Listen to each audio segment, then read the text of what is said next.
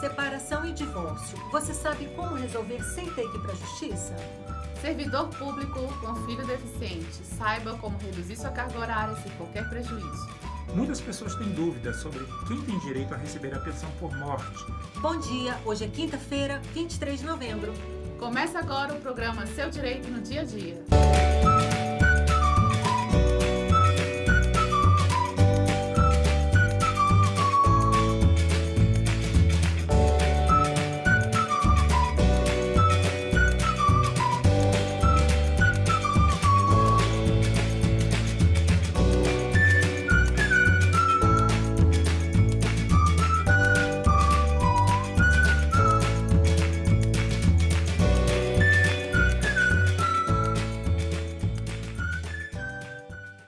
Ju, o servidor público que tenha filho deficiente consegue reduzir a carga horária sem prejuízos? Sim, esse assunto é muito interessante. Nós temos uma previsão legal, né, a Lei do Servidor Público.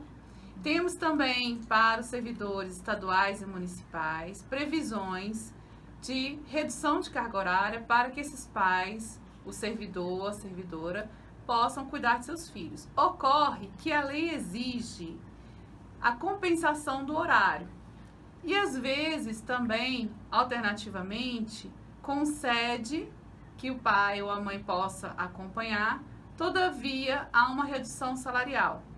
O que acontece aí? Nós temos então um direito que, em razão da forma que ele está previsto na legislação, as pessoas não conseguem exercer esse direito. Por quê? De um lado, é humanamente impossível que faça-se a compensação de horário, uma vez que o pai, todos os dias, dependendo do tipo de deficiência, a exigência quanto ao acompanhamento de pai e mãe é muito grande e tem atividades diárias, que são ecoterapia, psicoterapia, psicóloga, psiquiatra, fisioterapias, fonoaudiologia, enfim. E os pais têm que acompanhar, porque não é só levar e buscar o filho, é levar, acompanhar, aprender as técnicas para reproduzir no ambiente do lar e também, né, no ambiente escolar. O que acontece? De fato, se levarmos só em consideração o que está previsto em lei, esse direito, na maior parte das vezes, não é nem requerido, pois a pessoa teria que compensar o horário e isso é humanamente impossível. Como é que o servidor, a servidora, conseguiria levar os seus filhos nessas terapias e depois compensar esse horário, à noite, no final de semana, enfim. De outro lado, a outra solução administrativa é que o servidor, então, tem uma redução de salário. Então, ele reduz sua carga horária e reduz seu salário proporcionalmente, o que também inviabiliza o exercício desse direito, uma vez que, reduzido o seu salário, ele não consegue pagar essas terapias. E bem sabemos que, apesar dos planos de saúde, né, terem esses tratamentos, os profissionais qualificados para determinadas especialidades médicas não têm convênio com nenhum plano de saúde. Então, é necessário que não se reduza também o salário do servidor. Por esses dois motivos, esse direito, na maior parte das vezes, deixa de ser requerido. Só que eu gostaria de esclarecer a todos, os nossos ouvintes, que pode ser servidor federal, municipal, estadual e, inclusive, empregado público. Essas ações, elas são cabíveis tanto na Justiça Federal, quando se tratar de servidores federais, como nos tribunais estaduais, servidores estaduais e municipais, bem como na Justiça do Trabalho. E tanto a Justiça do Trabalho quanto o Tribunal Federal e os tribunais estaduais têm acolhido com facilidade essas teses e têm reduzido, determinando que, na hipótese, né, claro que o servidor vai ter que comprovar quais são as necessidades, qual é o tempo necessário para atendimento dessas necessidades e qual é o gasto que ele tem com essas necessidades, mas a Justiça tem amparado esses servidores e tem determinado que seja reduzida a carga horária em até 50%, sem a compensação de horário e sem a redução salarial. Cris, separação e divórcio. É possível resolver isso sem ter que ir à justiça? É sim, Ju.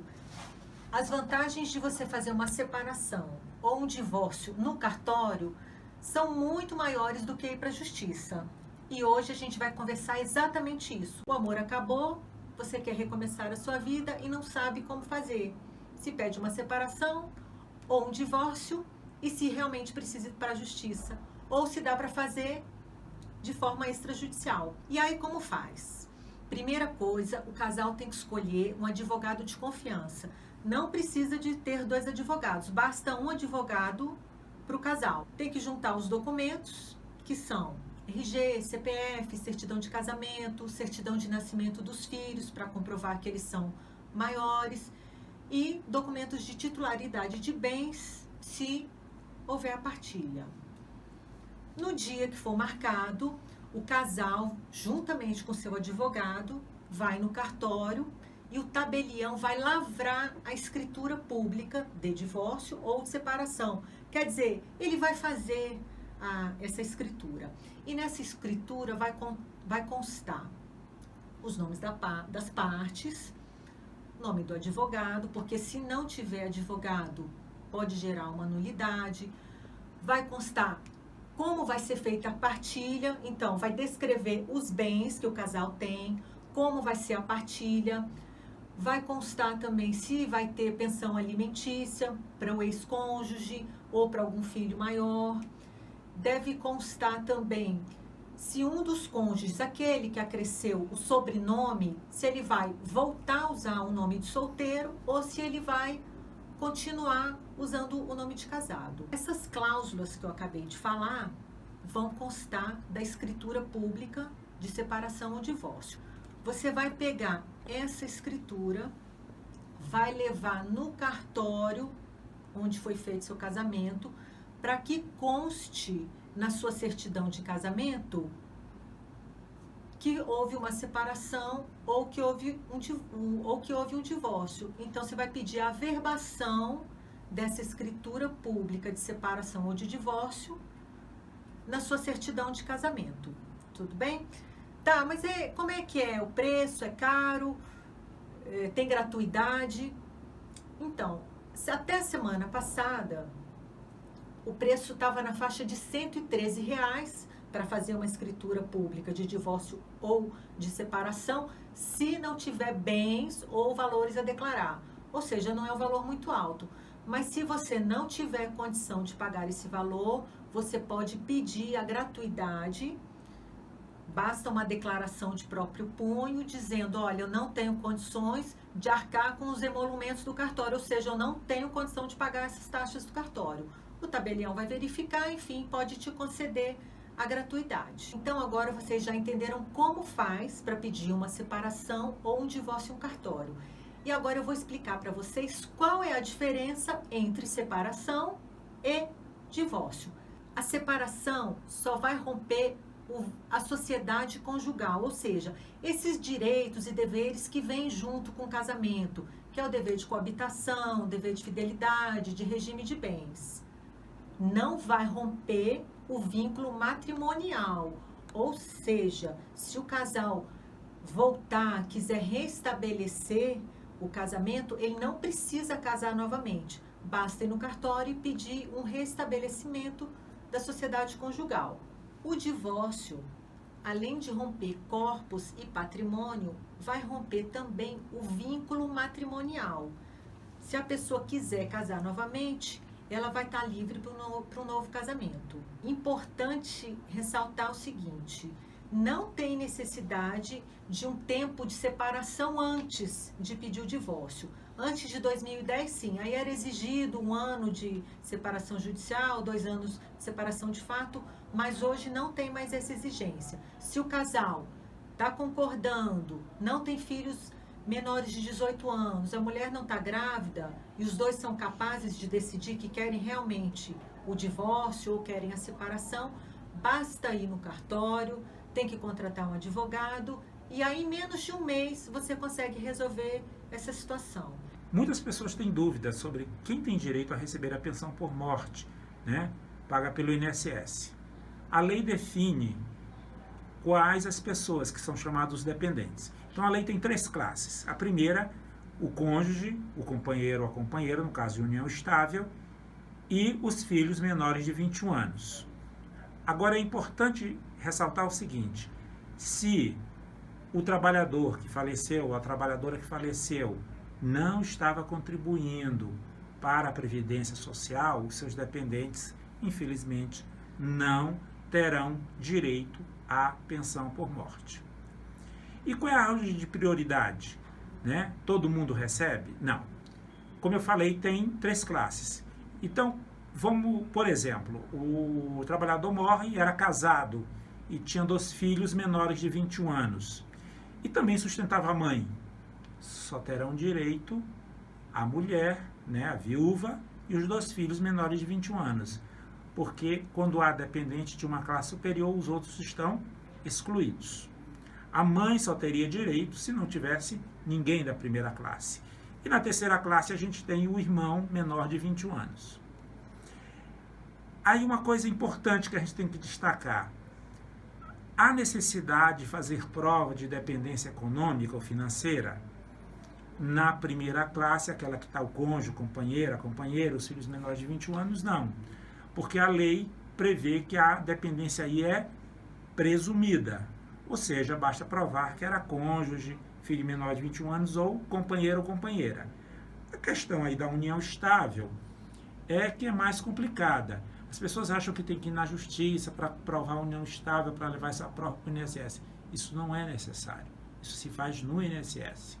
E a pessoa não vai provar que era dependente econômica da pessoa que morreu. Basta provar que a união estável existia. Essa que é a questão. Uma outra coisa importante dos filhos. Por que 21 anos, não 18? Porque a legislação previdenciária é o que a gente chama em direito uma legislação especial. Ela não se rege pela legislação comum. Então, apesar do Código Civil dizer que a maioridade é aos 18 anos, para a legislação previdenciária ela é aos 21 anos. Mas 21 anos se a pessoa não foi emancipada. Por exemplo, ela arrumou emprego aos 18, casou aos 17, então ela se emancipou.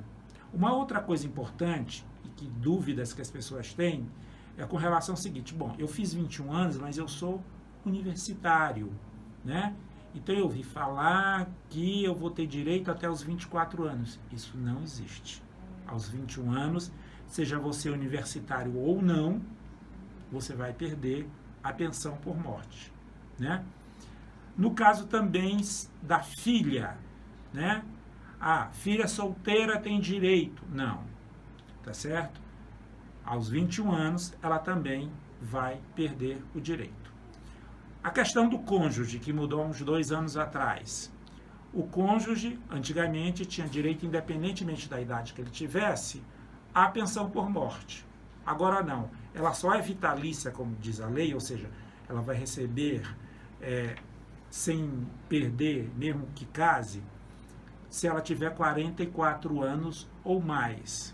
Se ela tiver menos de 44 anos, há uma escala de tempo. Por exemplo, se ela tem até 21 anos de idade, ela só vai receber por 3 anos. Se ela tem 43 anos de idade, ela vai receber 20 anos. E assim por diante. E por fim, uma coisa interessante é qual o valor da pensão? Como é que se calcula esse valor? Muito simples. Se quem morreu era aposentado ou aposentada, vai ser o valor da pensão, da aposentadoria integral, né? E se a pessoa não estava aposentada? Aí vai se fazer um cálculo de uma aposentadoria por invalidez, que é bem mais vantajoso do que a aposentadoria por tempo de contribuição, né? E vai estipular o valor desse benefício. Então, pessoal, chegamos ao fim do nosso programa. Queremos agradecer a audiência e convidá-los para a próxima quinta-feira, às 11 horas da manhã. Caros ouvintes, dúvidas ou sugestões sobre os temas aqui tratados e outros temas de direito, por favor, mandem e-mail para seudireitonodiadia@gmail.com ou WhatsApp para o telefone 61992060882. Bom final de semana e até quinta-feira. Até quinta, bom final de semana. Bom final de semana e até o próximo programa.